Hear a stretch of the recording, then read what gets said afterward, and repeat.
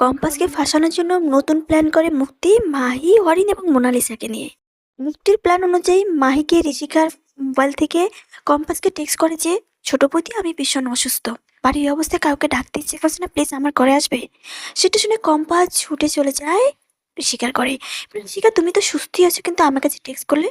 ঋষিকা বলে, আমি তো তোমাকে কোনো টেক্সট করিনি ছোট বৌদি। তারপরে কম্পাস ফোনটা হাতে নিয়ে দেখে যে টেক্সটটা এভরিওয়ান ডিলিট, ঋষিকাকে সেটা দেখায়। কম্পন যখন ঋষিকার ঘরে ছিল, সেই মুহূর্তে বিহানের ঘরে আসে মোনা, অরিন, মাহি এবং মুক্তি। অরিন আর মোনা মিলে বিহানের অক্সিজেনের সহ সকল মেডিকেল সেট আপের তার কেটে দেয়। বিহানের অক্সিজেন চলে যায়, বিহান অস্থির হতে থাকে। কম্পাস তখন থেকে ছুটতে ছুটতে চলে আসে বিহানের ঘরে। আসলে কম্পাসকে অ্যাকিউজ করে মোনা এবং চিৎকার করতে থাকে যে বিহানের সকল অক্সিজেন মেশিনের তার কম্পাস কেটে দিয়েছে।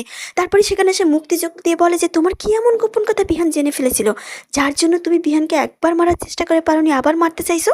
তারপর চিৎকার দিয়ে ঋতুজা থেকে শুরু করে সবাইকে জড়ো করে সেখানে মুক্তি।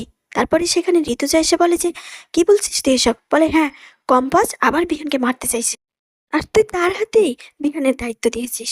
ঋতুজা তখন বলে যে, তুই মনে হয় প্রশ্নটা অন্য কাউকে করতে গিয়ে কম্পাস করে ফেলেছিস। কম্পাস বিহানকে মারতে চায়নি। আরেকটা কথা, তুই মায়ের মতো কিন্তু মানুষ, মায়ের থেকে মাসির দরস একটু বেশি দেখাচ্ছিস। তারপরে সবাই বলে যে, কি বলতে চাচ্ছে সেটা শুনি। মুক্তির মুখ থেকে সবটা শুনে কম্পাসকে অ্যাকিউজ করতে গেলে ঋতুজা ঢাল হয়ে দাঁড়িয়ে বলে যে, তোদের বাসায় কম্পাস বিহানকে মেরে ফেললে কম্পাসের সকল সমস্যার সমাধান হয়ে যায়। বাচ্চা মেয়েগুলোর সাথে নিয়ে চলতে চলতে মুক্তি, তুই কি তোর ম্যাচুরিটি লেভেলও সব শেষ করেছিস? এরপরে কি ঋতুজা সে তার হিডেন ক্যামেরা দেখিয়ে সকলের কাছে প্রমাণ করে দেয় যে কম্পাস এখানকার মেশিনের একটা তারও কাটেনি, কেটেছে মোনা আর অরিন।